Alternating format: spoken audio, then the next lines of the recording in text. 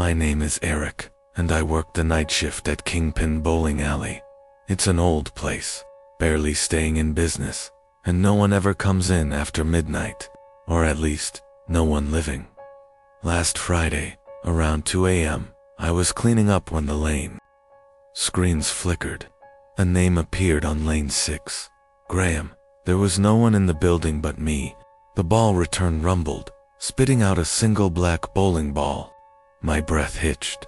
Kingpin had a story and urban legend, rarely about a man named Graham who bowled a perfect game just before he vanished without a trace.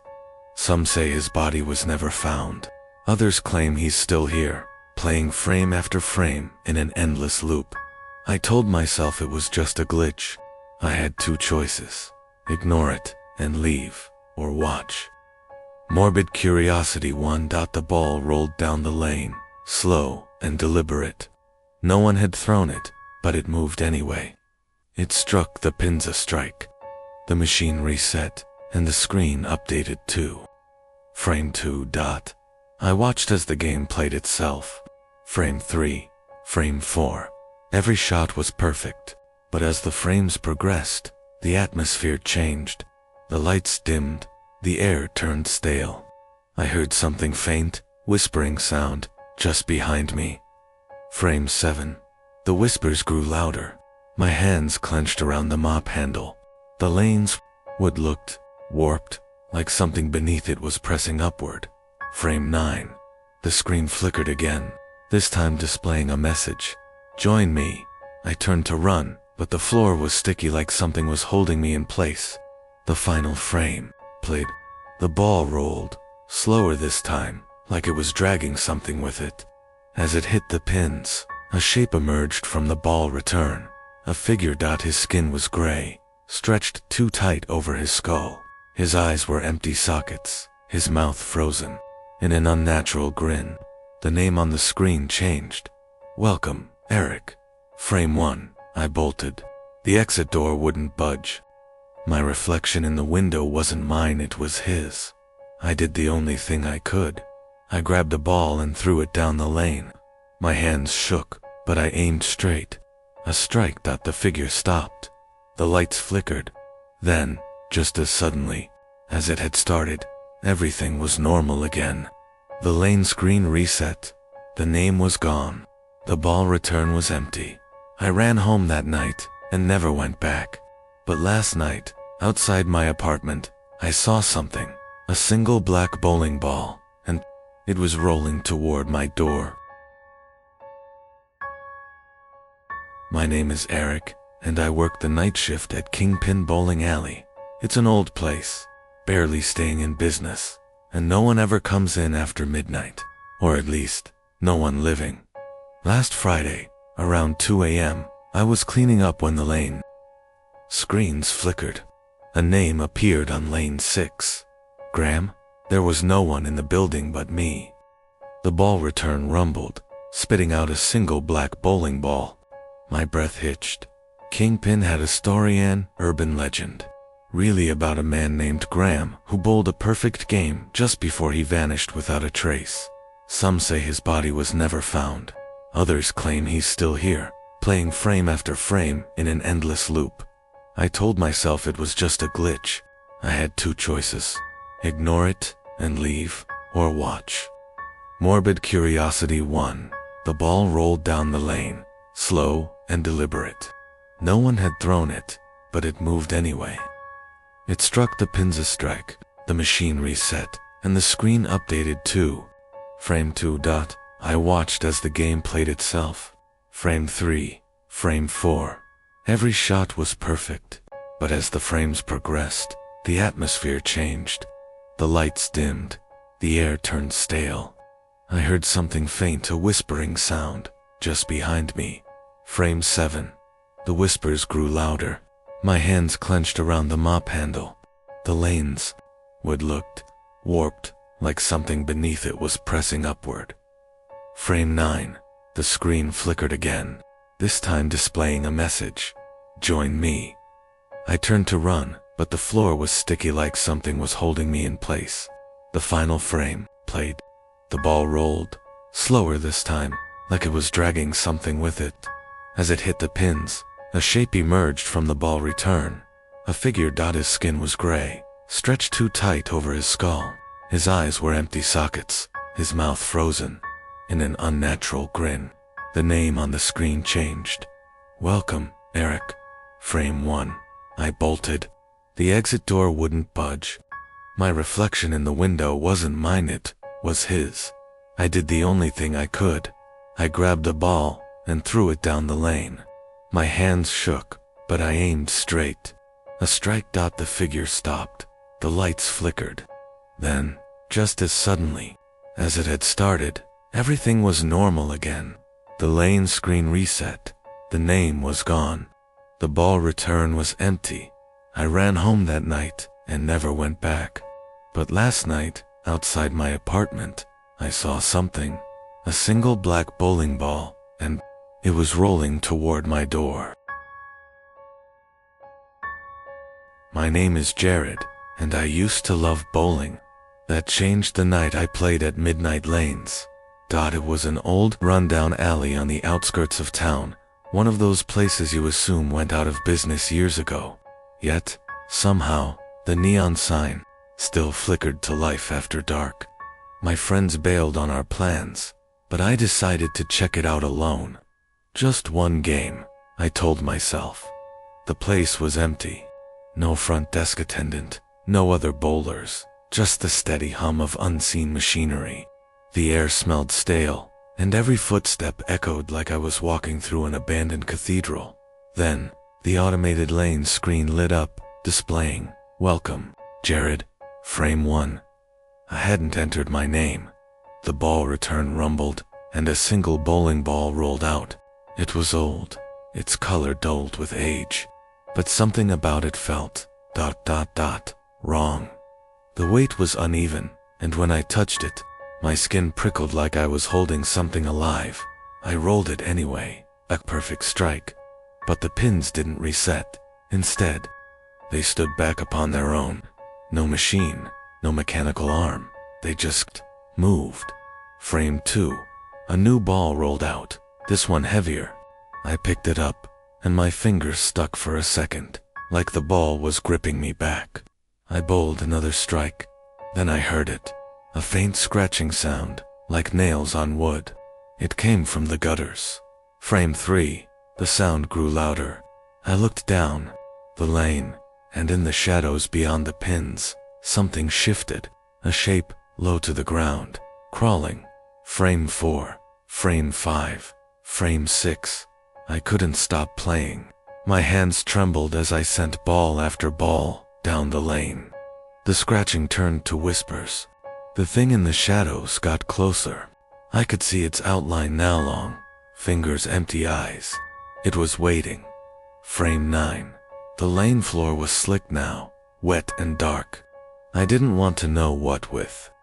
My reflection in the ball was wrung. It smiled when I didn't. Frame 10. The final ball was ice cold. My fingers went numb the moment I touched it. The whispering voices were no longer distant. They were right behind me. I threw the ball and squeezed my eyes shut. A perfect game. The whispers stopped. The air felt normal again. I turned, my heart hammering. The alley was empty. The lights were dim. The neon sign outside buzzed faintly, flickering out. I ran. When I got home, I swore to never set foot in that place again. But when I emptied my pockets, my stomach turned. A crumpled scorecard. Congratulations, Jared. See you next time. My name is Elliot, and I work the night shift at Kingpin Lanes. It's a dead-end job, but I never minded until the night I discovered the hidden lane. Kingpin Lanes had been around for decades, a relic from the 60s that never updated its decor. The air reeked of stale beer, and the neon signs buzzed like dying fireflies. Most nights were quiet. Just a few late-night bowlers and the occasional drunk stumbling in from the bar next door. That night was different. The power flickered around. 2 a.m., just as I was about to close up. I went to the breaker room in the back. a place one rarely entered. That's when I saw it in a narrow corridor, behind a rusted metal door I'd never noticed before. It shouldn't have been there. Curiosity got the best of me, and I stepped inside. The corridor was long, lined with cracked tiles, and led to a single bowling lane covered in thick dust. An old scoreboard flickered to life above me, displaying a name, Elliot, frame 1. My breath caught in my throat. I hadn't entered my name. I turned to leave, but the door had vanished. My heart pounded as a ball rolled out of the return chute on its own, stopping at my feet. It was old, its once bright color faded, the number 13 etched into its surface. The pins reset at the end of the lane with a deafening crash. Something wanted me to play? With shaking hands, I picked up the ball and rolled it down the lane. It hit the pins with a sound like shattering glass. The scoreboard updated. Strike. Then the lights dimmed. The shadows in the corners thickened, twisting into shapes that moved. The air grew heavy, and a low whisper crawled into my ears, overlapping. Voices chanting something I couldn't understand. Frame 2. A second ball rolled out. This time, I hesitated. My reflection in the polished wood of the lane looked wrong. It wasn't following my movements. It was watching me. I didn't want to play anymore, but when I stepped back, my feet wouldn't move. My body was frozen in place. The voices grew louder. The only thing I could do was bold out frame 3, frame 4, frame 5. With every roll, the lane changed. The pins became skeletal hands, reaching. The return chute gurgled, spitting out balls covered in something thick and dark. The figures in the shadows pressed closer, whispering my name. Frame 10. The final ball was heavier than before. It burned against my palms. My reflection grinned at me as I let it go. The pins exploded, and the world around me shattered. I woke up outside, the alley's neon sign buzzing above me. My shift had ended. My hands ached, my body sore. It could have been a dream, except for one thing. The scorecard in my pocket read, "Perfect game. See you next time." My name is Travis, and I used to love bowling.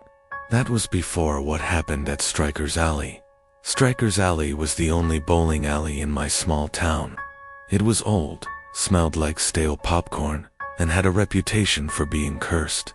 The rumor was that back in the 80s, a man named Raymond Burke went on a rampage after losing a tournament, taking down half the staff before turning the ball return machine on himself.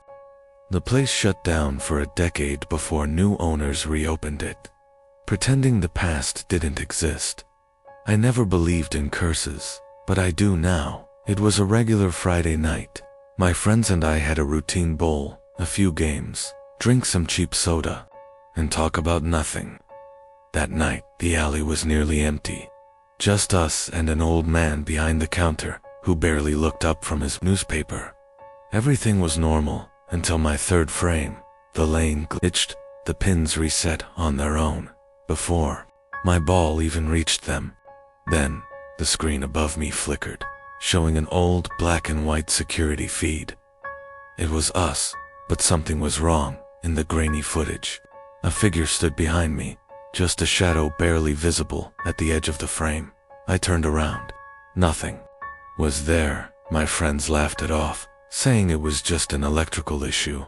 But when my turn came again, I grabbed my ball and nearly dropped it. It was warm, wet. I looked down. My hands were covered in something dark. Blood. I staggered back, wiping my hands on my jeans. But there was nothing. My ball was clean. My friends saw nothing. "Dude, you okay?" Jason asked. The scoreboard above us flickered again. The names changed. Jason, Melanie, Mark, and me all. Our names vanished. In their place, new names appeared. Burke, Burke, Burke. The old man behind the counter finally looked up. His eyes were wide, his face pale. "You need to leave, now." The lights above us exploded. Shards of glass rained down. The lanes stretched. the floor beneath us turning slick, like an oil spill seeping from the cracks. A voice boomed over the intercom, deep and gurgling, like someone speaking through water. "You took my place. Now I'll take yours." The last thing I saw before everything went black was the reflection in the polished lane, not my own. Raymond Burke was staring back at me, smiling. "My name is Lex, and I used to work the night shift at a rundown bowling alley called Kingpin Lanes. It was an old place, barely holding together, but it had its regulars mostly lonely, insomniacs, and drunks who had nowhere else to go. The pay was garbage, but it was easy work, at least until I met the man in Lane 13. We never assigned Lane 13 to anyone. The owner was superstitious and insisted we skip it when giving out lanes. But one night, around 2 a.m., I heard the unmistakable crash of pins from that lane. I looked up, and there he was, a man in a tattered brown coat, his back turned to me. I hadn't seen him come in. "Sir," I called out. "We're closing soon." He didn't respond. He just picked up a ball and rolled it down the lane. Another perfect strike. The way he moved was eerie stiff, unnatural, like a puppet being controlled by invisible strings. I stepped closer. "Sir, you're not supposed to." He turned. His face was wrong. Pale, too smooth, like it had been stretched over a skull. That was slightly the wrong shape. His eyes were black pits, empty and bottomless. Then he grinned. The lights flickered, and suddenly, the entire alley was empty. No customers, no sound, just me and him. The pins at the end of Lane 13 reset. On their own, I took a step back. "I am going to call the police." The man didn't move, but a bowling ball rolled off the rack and stopped at my feet. My name was etched into it. I hadn't told him my name. The intercom crackled. A voice, distorted and distant, whispered, "Your turn." I ran. I don't remember leaving the alley, but I woke up in my bed, drenched in sweat. I quit the job that morning. Kingpin Lanes burned down a month later. No cause was ever determined. The fire started at Lane 13.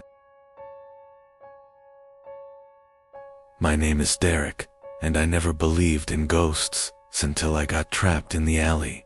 It was supposed to be a normal night. My friends and I had the idea to sneak into Westwood bowling after hours. The place had been abandoned for years, left to rot after a fire gutted most of it. Some said it was haunted. We said it was just a cool place to explore. The back door was easy to pry open. Inside, the lanes were covered in dust, the air thick with the scent of mildew and burnt wood. The electronic scoreboards were shattered, but the lanes themselves remained intact, as if waiting for players to return. "Let's bowl one round," Jake suggested, setting an old ball onto the lane as soon as he let it go. The overhead lights flickered to life, all of them. "Nope, nope." Lisa backed toward the exit. "That's our cue to leave." The ball kept rolling. It should have slowed down, but instead, it picked up speed. It slammed into the pins with a force that shook the floor. The sound echoed unnaturally, stretching into a deep, guttural groan. Then, the ball rolled back. It stopped right at my feet. My name was carved into it. The air turned ice cold. I heard footsteps behind me, dozens of them, shuffling, circling. I turned, but there was nothing. There, Jake screamed. He was gone. Just ... gone. 1 second he was beside me. The next, only his shoes remained. Still positioned like he was standing there. The bowling pins at the end of the lane reset on their own. Lisa bolted for the door, but it had vanished. The wall was seamless, as if no entrance had ever existed. The intercom crackled. "Next player, Derek." A pair of hands cold, bony clamped down on my shoulders. I don't remember much after that. Only flashes, Lisa crying, the lanes stretching into darkness, a crowd of shadowy figures watching us, a voice whispering, over and over, "Your turn."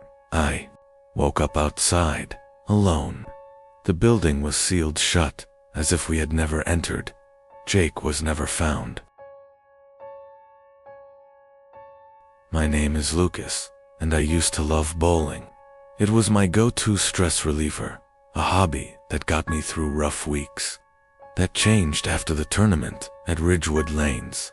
The tournament was supposed to be fun, just a local event with some cash prizes. But there was something off about the place that night. The air smelled stale, like old beer, and something metallic. The neon signs above the lanes flickered, buzzing like angry insects. And the people, well, that was the weirdest part. Half of them weren't really watching the games. They sat unnaturally still, their heads slightly tilted, eyes locked on the lanes without blinking. I tried not to pay attention. I had a game to focus on. By the time I reached the final round, I was on fire. Strike after strike. I was up against some guy named Greg, a quiet, lanky man who never spoke. His skin had a weird, grayish tint, and when he bowled, he barely moved. Yet the ball rolled with unnatural precision. It came down to the final frame. I needed a strike to win. I stepped up, took a deep breath, and rolled the ball. The second it left my hand, I knew something was wrong. The alley seemed to stretch, the pins looking impossibly far away. The ball moved slower than it should have, as if the air had thickened. Then, just before it reached the pins, it stopped. Dead still. The entire alley went silent. Greg let out a breathy laugh, the first sound he had made all night. He stepped forward, picked up his own ball, and rolled. The moment his ball touched mine, both vanished. The pins fell over on their own. The screen above flashed. Winner, Greg. The lights flickered wildly, and I suddenly felt lightheaded. I turned to the audience, but they were all staring directly at me now. Their mouths hung open, but no sound came out. Their eyes glassy empty reflected the neon glow. I backed away, my stomach churning. Then I saw the new name on the tournament board. Lucas, returning player. I don't remember leaving Ridgewood Lanes.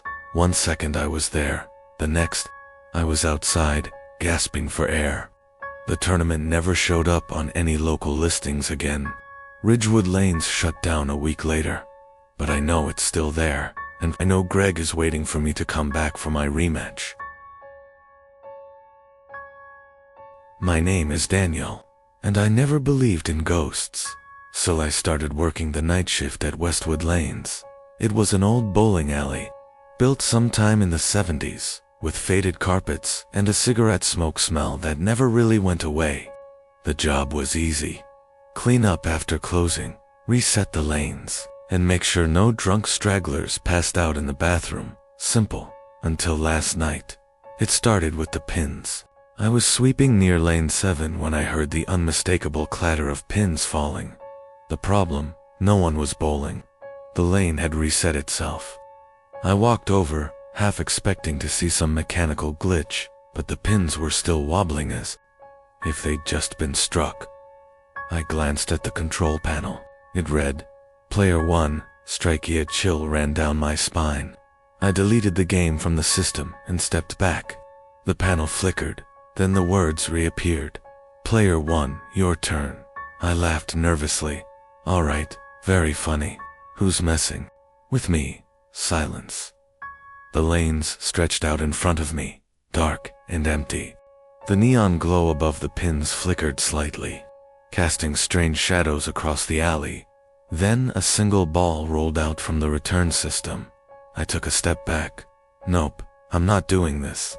I turned to leave, but the automatic doors refused to open. I banged against them, my breath coming in short, panicked gasps. A sound behind me whispering. I spun around.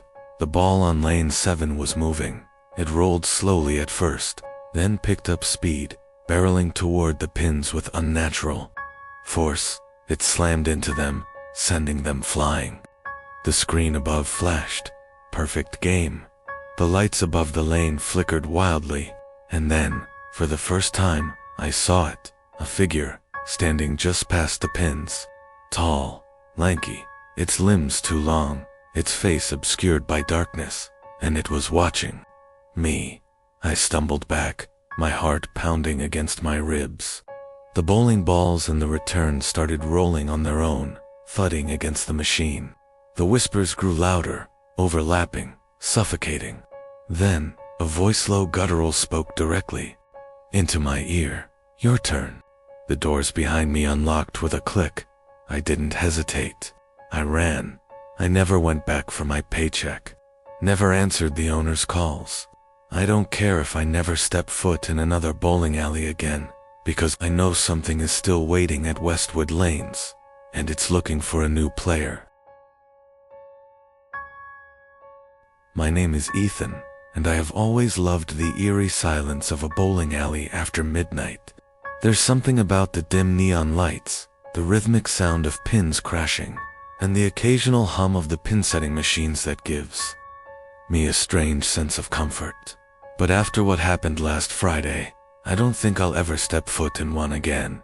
It started as a regular night out with my friends, 3 rounds of bowling, greasy alley food, and a few too many beers.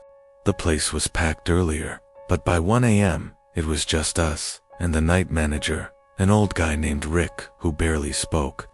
As the last of the other patrons left, Rick locked the doors and went to his office, leaving the lanes eerily quiet. Last game, I said, lining up for my turn. The screen flickered slightly as my name appeared on the scoreboard, but instead of Ethan, it read leave. I frowned.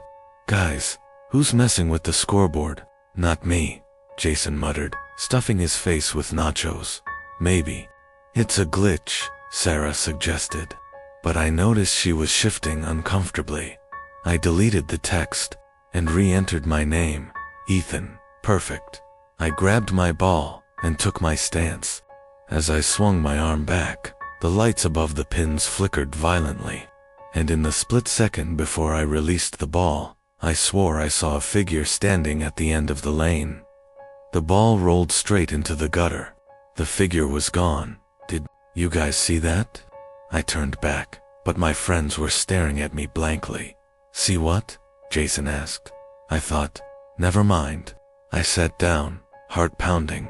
The game continued, but something felt wrong. Every time I looked away, I caught glimpses of shadows moving between the lanes. I heard faint whispers, like a conversation just out of reach. And then, my turn came again. I stood up hesitantly. My name on the screen had changed. Run. My blood ran cold. All right, screw this. I'm done. Ethan, it's just a malfunction, Sarah reasoned. But even she didn't sound convinced. Before I could argue, a loud crash echoed from the far end of the alley. The last lane's pinsetter had gone haywire, slamming down repeatedly, sending shards of pins flying. The air filled with the sickening smell of burnt rubber and metal. Then, the whispers turned into screams. The bowling balls started rolling on their own, picking up speed as they hurled toward us. The neon lights above burst, showering us in sparks. Jason yelped as a ball narrowly missed his foot. Sarah grabbed my arm, her nails digging into my skin. We need to get out of here, she screamed. I turned towards Rick's office, but the door was wide open, swinging slightly. I ran over, heart hammering. But the room was empty except for a single old photograph on the desk. It was a picture of a bowling team from the 1960s. 5 men stood proudly holding their trophies, but one of them had no face, just a dark, hollow void where his features should have been. A small caption beneath the photo read, "In memory of those lost in the 1967 fire." Then, the air turned ice cold. A breathy sea unnatural brushed against my ear. Your turn. The lights went out, and the screaming began again. My name is Marcus, and I was never one for superstitions.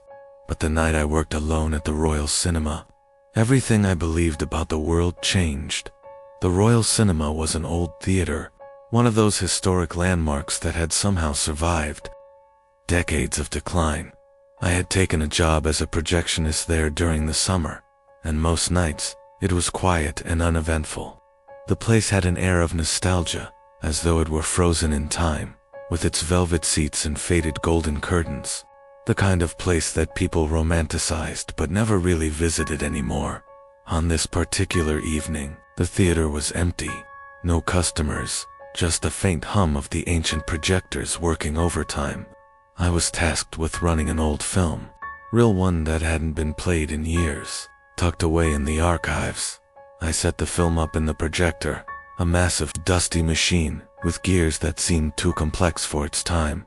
The film itself was in poor condition, the reels yellowed with age. As it began to run, I noticed the film's title, The Projectionist's Curse. I had never heard of it. The footage was grainy, flickering in and out. The opening scene depicted the inside of an old cinema, very much like the one I was working in. The camera moved through the aisles, past the seats, and then focused on the projection booth. I watched, intrigued, as the figure in the film, a projectionist, much like myself, went about his work. But something felt off. The projectionist in the film wasn't alone. Behind him, in the shadows of the booth, stood a figure, a man dressed in black, his face obscured by a hood. The projectionist seemed unaware of him, completely absorbed in his task. As the film continued, the mysterious figure grew bolder. He started to move around the projection booth, silently watching the projectionist work. The man never spoke, but his presence became more oppressive. I couldn't shake the feeling that I was watching something that had been recorded with an unsettling purpose. Then, the film took a darker turn. The projectionist, my supposed counterpart, seemed to grow more erratic. His movements became jerky, his eyes wide and frantic. The man in black began to follow him, his steps slower, deliberate. Suddenly, the film stopped. The screen went black. I sat there, frozen. My hands instinctively reached for the projector's control to rewind the reel, but something stopped me. A cold breeze swept through the booth, and I heard a whisper so soft. I wasn't sure if it was in my head, or if it had come from the room itself. "Don't rewind." My heart skipped a beat. I turned around, expecting to find someone behind me, but the room was empty. No one had entered the booth. Still, the whisper persisted, growing louder, as if coming from every corner of the darkened cinema. "Don't rewind. You're next." Terrified, I ripped the film from the projector and threw it into the trash. But the feeling of being watched didn't go away. The air felt thick, suffocating, as though something was closing in on me. Suddenly, the doors of the booth slammed shut. The lights flickered, and I was plunged into darkness. The projector started up again on its own, the reel beginning to play the film once more. The screen flickered to life, showing the projectionist from the film, now frantic and panicked. He looked straight at the camera, his eyes wide with terror. Behind him, the man in black was no longer just watching. He was standing in the doorway of the booth, staring directly at me. His face was shrouded in shadow, but his smile was unmistakable, malicious, and far too wide. And then, in the blink of an eye, he was right behind me. I could feel his breath on my neck. The projector turned off. The screen went black. I was alone, but as I turned to leave, something caught my eye. A name scrawled in the dust on the floor. Marcus. I left that night and never returned. I quit my job the very next day, but sometimes, I swear I can still hear the hum of the projectors calling me back. My name is Lucy, and I've always loved the quiet, serene atmosphere of old theaters. That was until I encountered something in the abandoned cinema downtown, a place I was hired to clean up. The building had been empty for years. The owner had passed away, and the theater had been left to rot. The seats were torn, the screens covered in dust, and the air was thick with the scent of mildew. But there was something haunting about it, the kind of beauty that makes you feel both drawn and terrified at the same time. One evening, I was hired to clean the theater before it was to be auctioned off. I arrived at dusk, the golden light casting eerie shadows across the broken floorboards. The air was still, except for the faint sound of the wind rattling through the cracks. I began with the main hall, sweeping up the debris and wiping the layers of grime from the seats. As I worked, I noticed that the rows of seats seemed wrong. They weren't arranged in the usual pattern. They were spaced too far apart, and some of them appeared to be facing the walls instead of the screen. Shaking off the odd feeling, I continued my work, but then something strange happened. The projector in the corner of the room turned on by itself. The faint click of the film reel starting up echoed through the theater, followed by the sound of a distant melody, soft, haunting, and almost familiar. Curious, I walked toward the projector. The screen flickered, and an old black and white film began to play. It wasn't a movie I recognized, but it didn't matter. The longer I watched, the more it felt like I was being pulled into the scene. The film depicted a theater, not unlike the one I was standing in.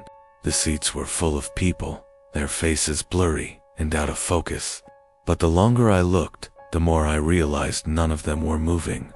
They sat perfectly still, staring at the screen, their eyes lifeless. I turned around. The theater was empty. There was no one else in the room with me. Yet I had this strange sensation that I wasn't alone. Suddenly, I heard a faint rustling behind me. I spun around, but there was no one there. The film on the screen continued, showing the audience growing in size, their faces becoming clearer and clearer. The camera focused on one person, an older man, dressed in black, his face pale and gaunt. His eyes were locked on the screen, and he appeared to be smiling. A twisted grin that made my blood run cold. I felt a chill run down my spine as the man's face slowly began to turn towards the camera. His smile widened, impossibly wide, until it stretched from one side of his face to the other. And then, just as the camera zoomed in on him, his eyes locked onto mine. I stumbled backward, knocking over a stack of chairs in my panic. The film stopped, and the theater went silent. I looked around again, heart racing, but this time, the seats weren't empty. They were filled by the very people from the film. They were sitting in perfect rows, facing me, their eyes wide open, their mouths frozen in those eerie grins. I ran as I bolted for the exit. The doors slammed shut in front of me. I pounded on them, shouting, but no one came. The only sound was the distant hum of the projector, still running. I was trapped, surrounded by the silent audience, staring at me as if they were waiting for the next show to begin. My name is Ben, and I thought I knew every inch of the old movie theater I worked in. The seats were worn, the curtains had long since lost their luster, but it had a charm that made it unique. The kind of place where old films were cherished, not just watched. One night, the owner, Mr. Jacobs, called me into his office. He looked troubled. "Ben, there's an old film reel in the back room. It's been sitting there for years, untouched. I don't know where it came from, but I feel, I feel like it's wrong to show it." I was curious. Old movies were always my thing, so I decided to take a look at the reel. The canister was dusty, labeled with nothing but a number, 317. No title, no description. I asked Mr. Jacobs if he knew anything about it, but he just shook his head, clearly unsettled. Despite his warning, I couldn't resist. I decided to play it. The theater was empty that night, just me, the projector, and the ancient film.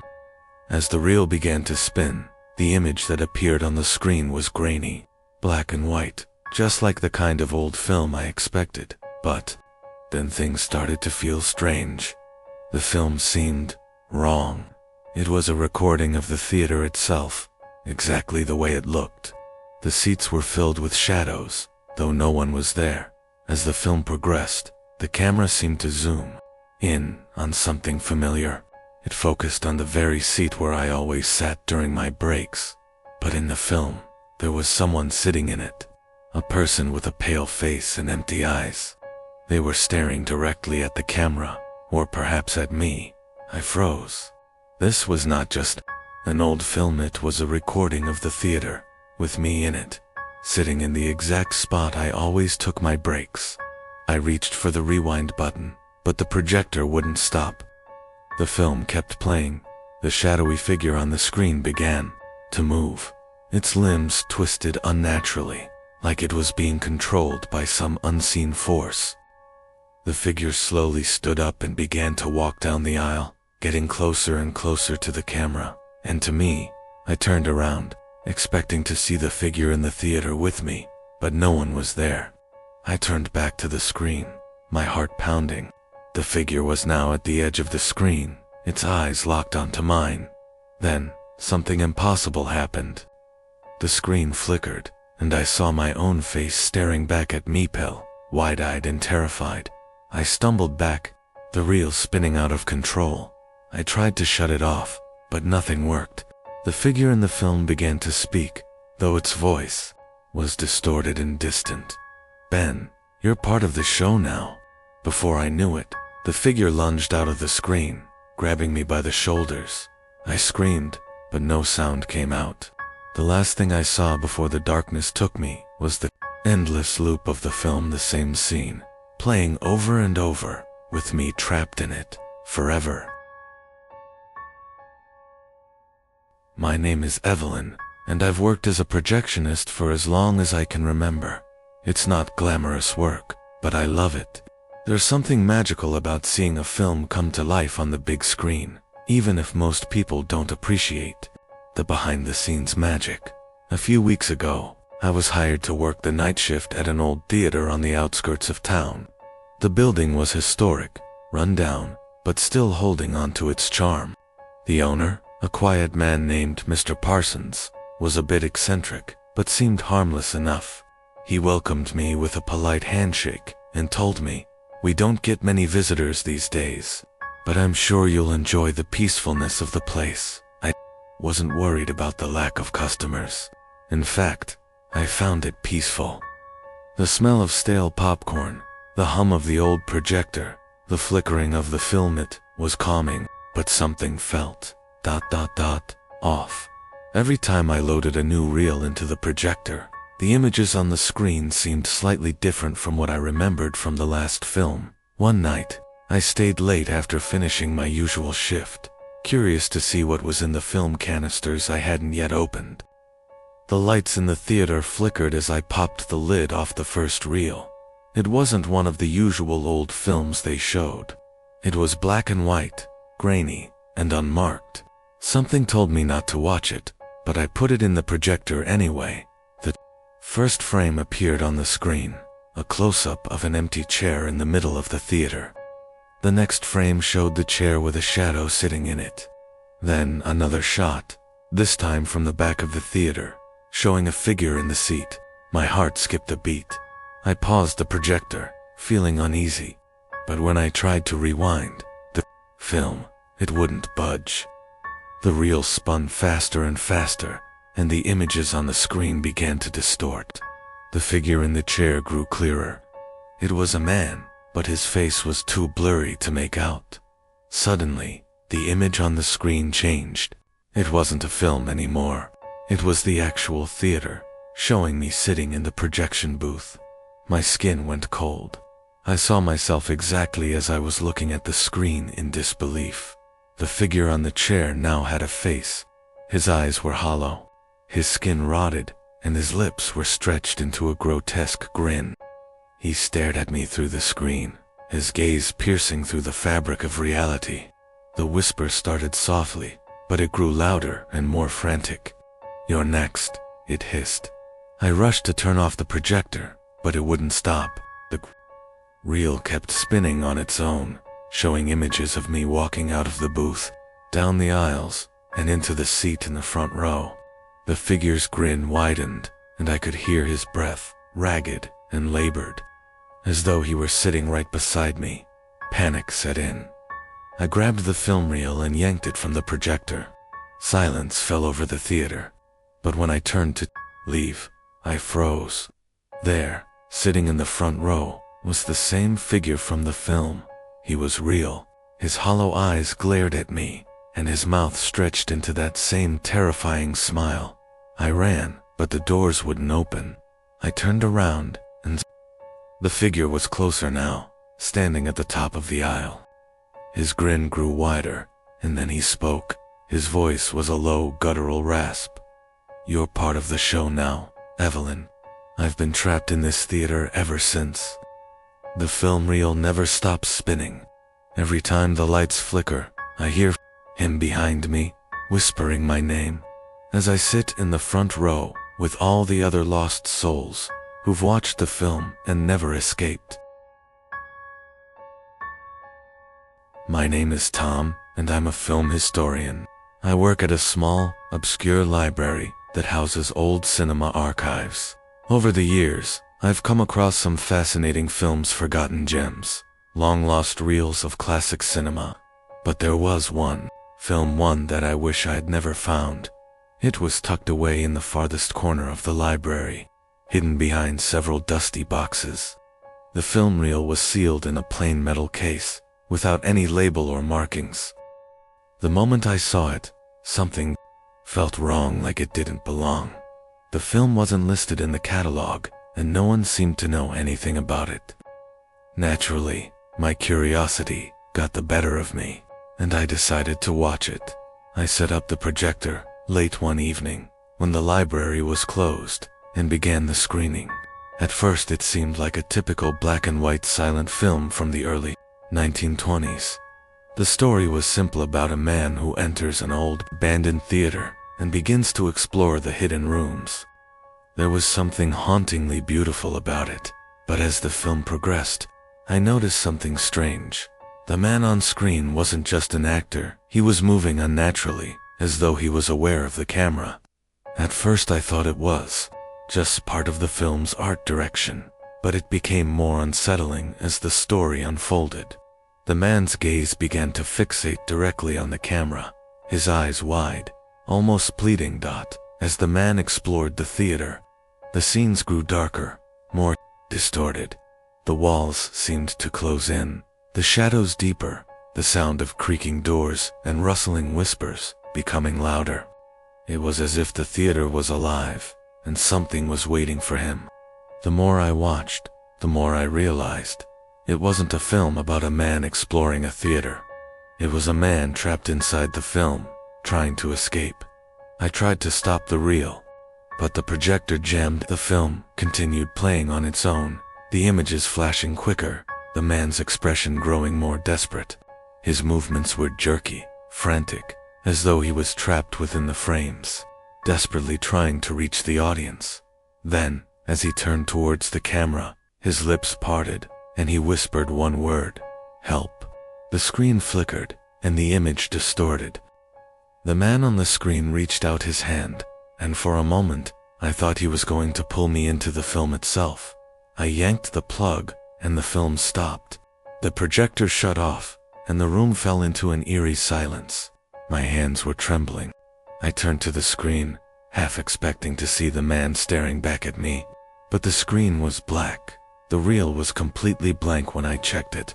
No images, no footage, just empty film.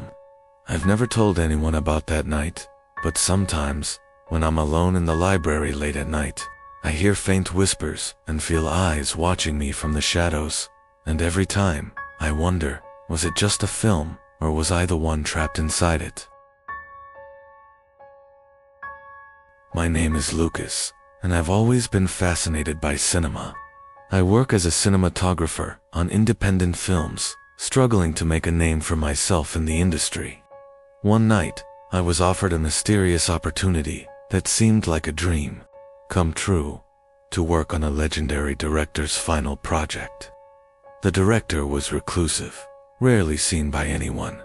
His films were groundbreaking, yet no one knew where he'd gone after his last movie years ago. Rumor had it that his obsession with perfecting the art led him to disappear, and some whispered that he was dead. But one fateful night, I received a call from an unknown number.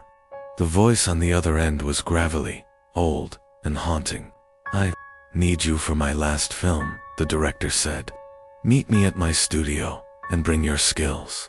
Time is running out." The studio was located in a forgotten part of town, nestled between decaying buildings. When I arrived, the place looked like something out of a nightmare, a massive, empty building, its windows boarded up. The door creaked as I stepped inside, and the musty smell of old film reels filled the air. I was greeted by a lone man, hunched over a desk filled with storyboards and cameras. His face was gaunt, pale, and his eyes gleamed with an unsettling intensity. "You're here. Good," he rasped, standing up. "We've got much to do." He handed me a script, its pages yellowed and worn. The story was simple at first. A group of filmmakers trying to finish a documentary about a haunted location. But the more I read, the stranger the script became. The lines of dialogue seemed to change every time I read them. The setting of the haunted location was described differently, and scenes shifted, becoming more sinister and surreal. I started to feel uneasy, but the director insisted we begin immediately. As we filmed, the set grew more bizarre. The lighting flickered, casting unnatural shadows. The air became colder, and I could hear faint whispers between takes. When I looked at the footage on the monitor, I saw something that made my blood run cold. The figures in the background, previously empty. Spaces began to move, and figures with ghostly faces appeared, staring directly at the camera. "Don't worry," the director said, not looking at me. "It's part of the process. We're capturing the truth of this place. The spirits are becoming part of the film." As the night wore on, I began to feel like I wasn't just working on a film. It was as if I had entered the story itself. The walls seemed to warp, the lights began to buzz and hum, and a feeling of dread settled over me. The air grew thick with something dark, something ancient. At one point, I looked away from the camera, and there, standing in the corner of the room, was the director, or at least, it looked like him. His skin had turned translucent, his eyes sunken. The ghostly version of him grinned at me, his lips pulling back in an eerie smile. Then he whispered, "I never left." The real director had vanished. Panicked, I tried to escape, but the door was locked. The set had transformed into a labyrinth, twisting and turning with no way out. The monitors showed images of the studio, but they were distorted, showing figures that weren't there before, flickering in and out of existence. I ran, but no matter which direction I went, I ended up back in the same place. Then, I heard the sound of a film reel spinning, the haunting voice of the director speaking again. "You're part of it now. I've never left the studio. I'm still here, trapped in his final film, a ghost behind the camera. And every night, I hear the whispers of the crew as the lights flicker and the film continues to play, showing things that were never meant to be seen." My name is Sarah, and I used to work at a small independent cinema. It wasn't the most glamorous job, but I loved the atmosphere, the smell of popcorn, the hum of the projector, the dim lights. The theater was always quiet, with only a handful of loyal moviegoers. But there was one thing I never expected, a movie that was never meant to be shown. It was a Wednesday night, when the manager came up to me and handed me a film reel with no label, just a plain white wrapper. He told me it was a special, rare screening for a select group of people. He'd received a mysterious email, and this film was to be shown only at midnight. No exceptions. He insisted that I play it, no matter what. Something about it felt off, but I couldn't say no. As the clock struck midnight, I loaded the reel into the projector. The film started without a sound at first, just blackness. Then, slowly, images began to appear on the screen. It was a series of seemingly random shots: an old, abandoned house, a flickering streetlight, an empty room with a single chair.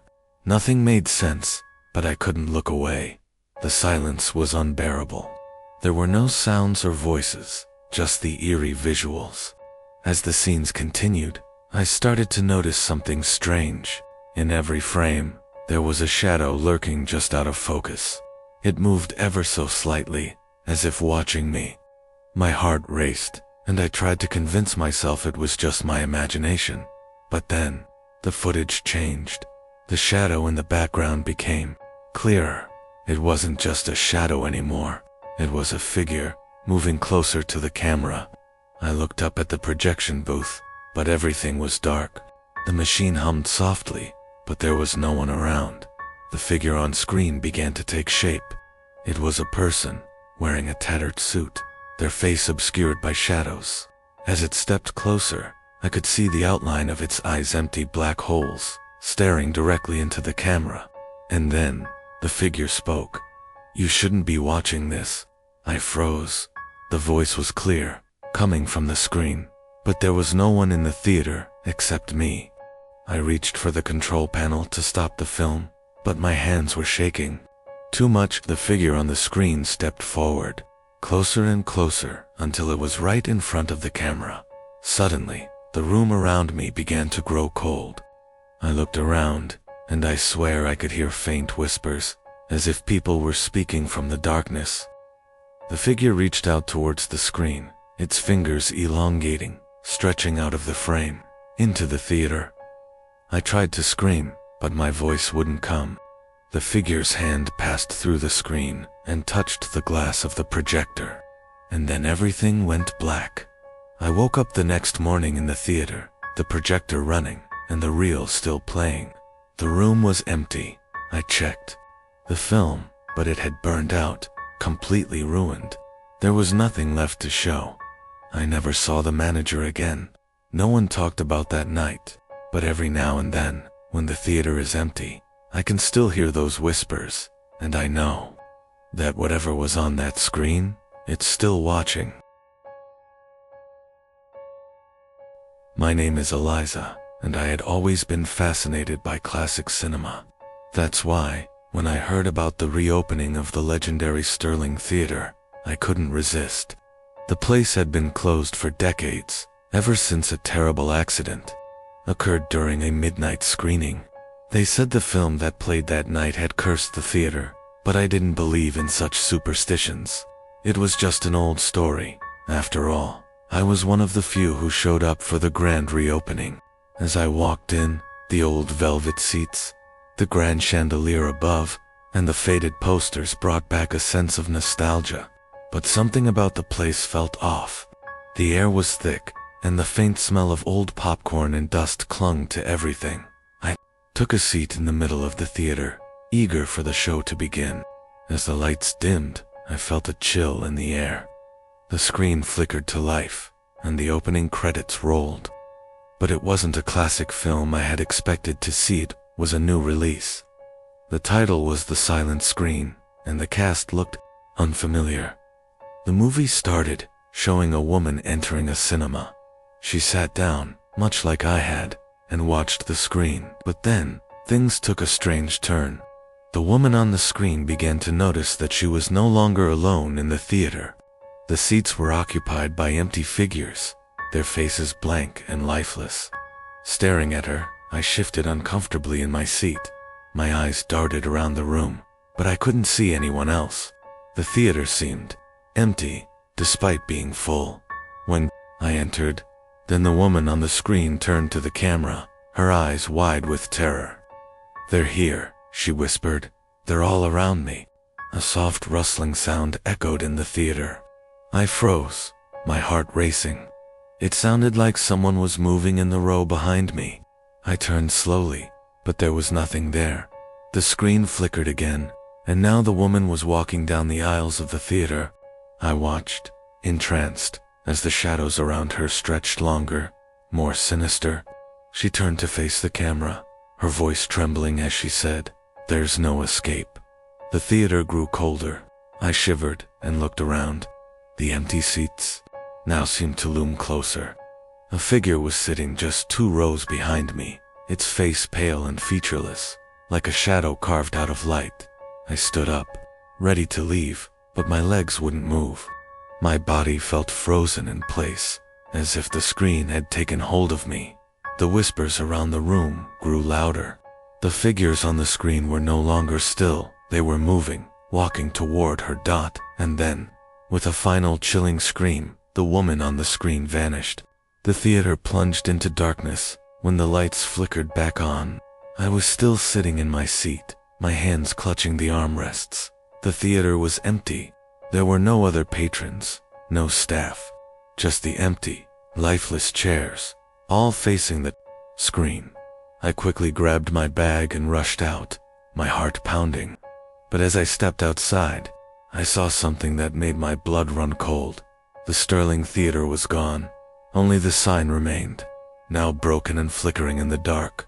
And on the screen, in the theater, a new message appeared. You're next. My name is Alex, and I had always dreamed of working at a movie theater. When I landed a job as a projectionist at the old downtown cinema, I thought it was the start of something great. The theater had been around for decades, and despite its age, it still had a loyal following. Most people just came for the films. But I soon learned there was much more to this place than meets the eye.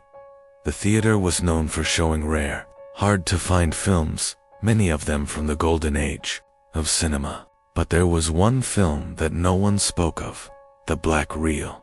It was said to be a cursed film, and no one had seen it in years.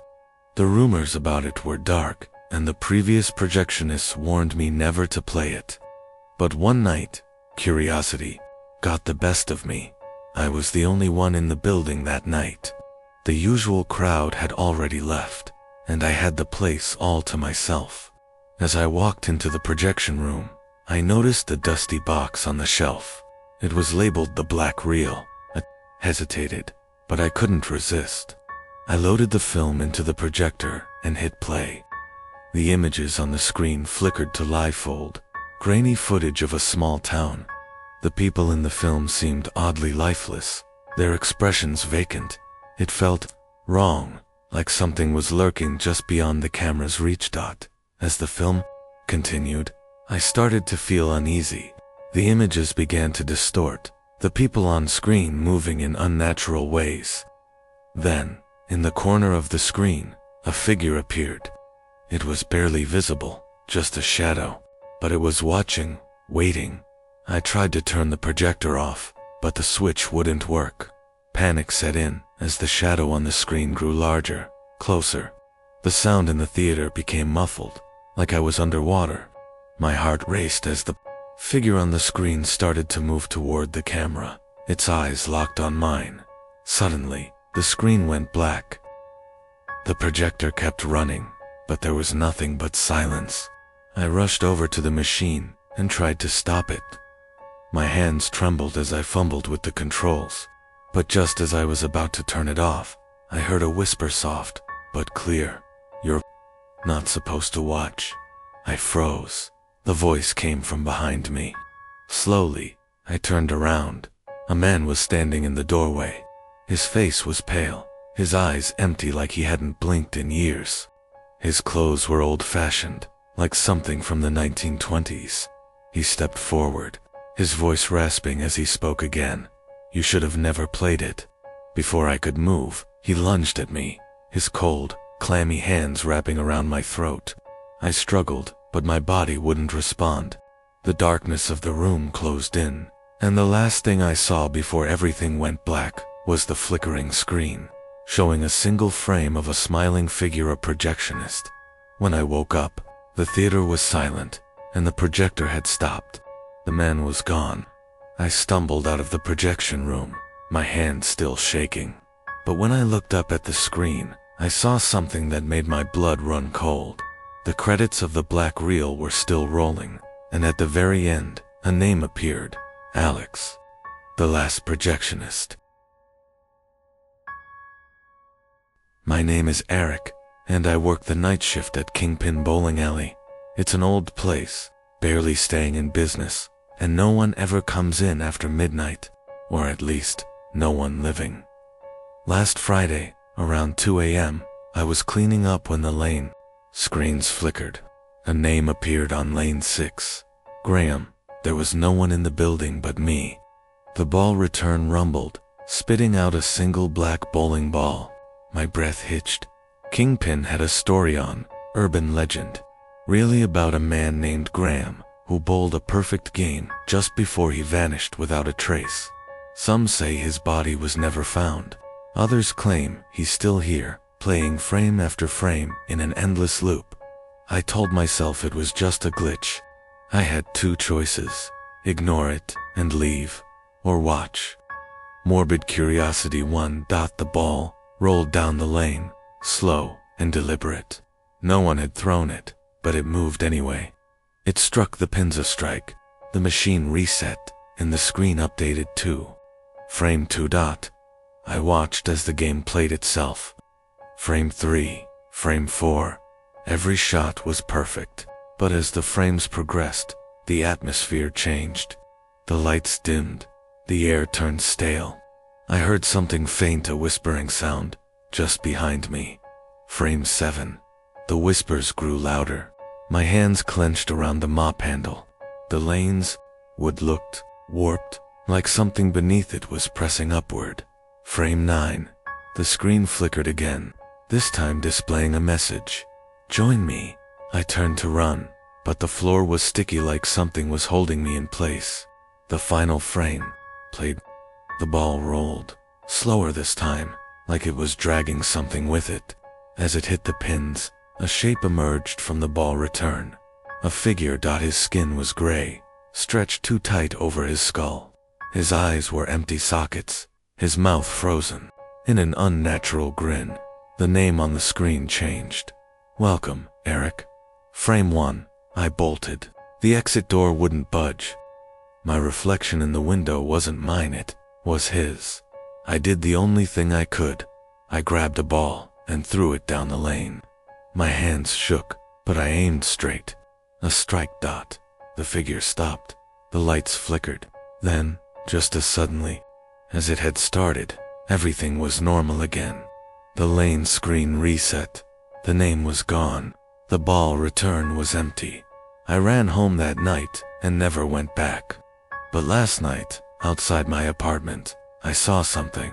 A single black bowling ball, and it was rolling toward my door.